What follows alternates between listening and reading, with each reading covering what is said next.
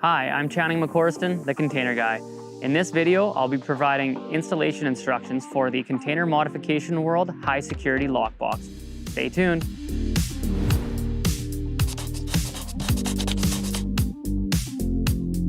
Don't forget to subscribe to our channel and hit the bell for notifications.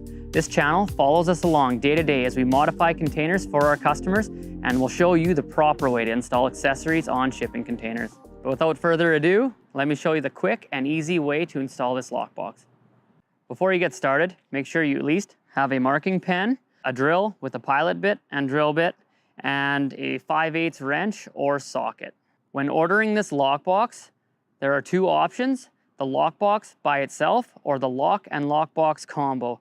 Included with the lockbox will be 2 sets of carriage bolts, one for non-insulated containers and one for insulated containers.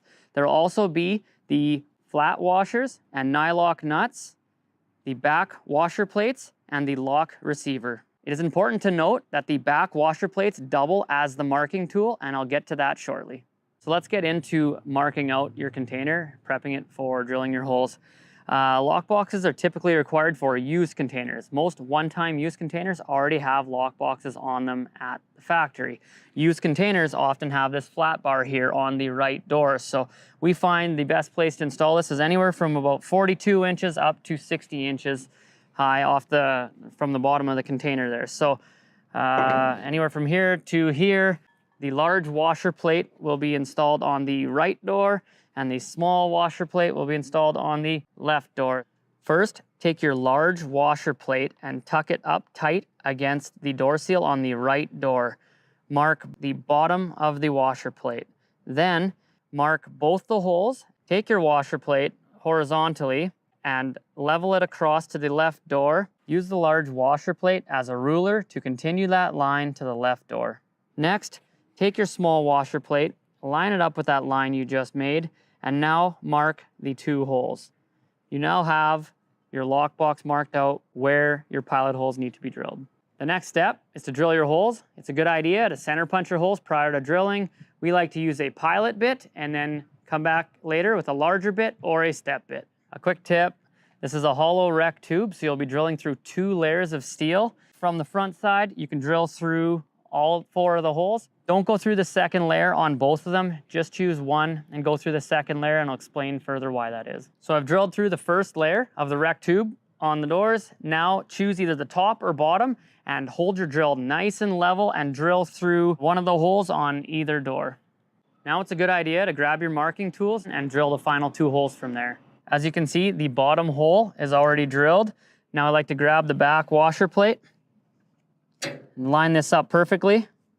Make sure that you're nice and plumb with the door, and then mark the center of this hole, and then I'll go through that now with the pilot bit. Same thing on the left door, but make sure you're using the small washer plate.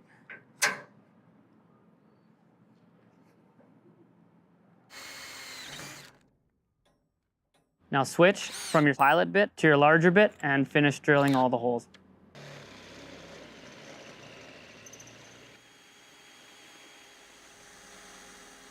The next step is to grab your carriage bolts, make sure everything fits and lines up properly.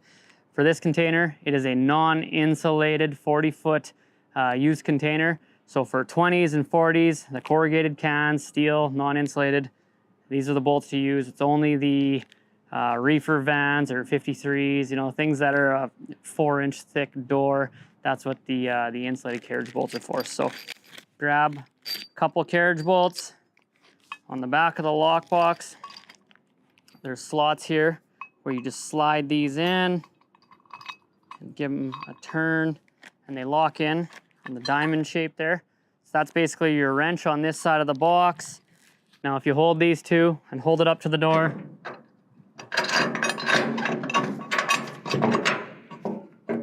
get them to slide in. And then same thing on the receiver side, we just make sure that the carriage bolts go right through the can, then we'll jump on the inside and tighten them up. So the proper order here is the back washer plate, then your 2 grade 8 washers, and then the 7/16 nylock nuts. You'll tighten these up with a 5/8 flat wrench or socket. Once you have the lockbox bolted on, move to the left door and install the lock receiver.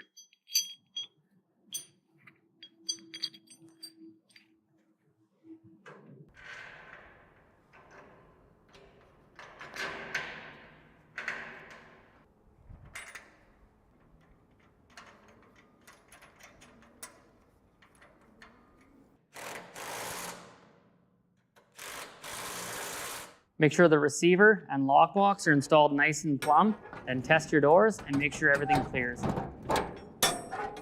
Once you're happy with the way that the doors operate, the final step is just to lock up your containers. So we like to use the 80mm 3 1/8 shackle lock here. Here's the stainless steel one. One thing to know about these, they typically come 4 keys with them.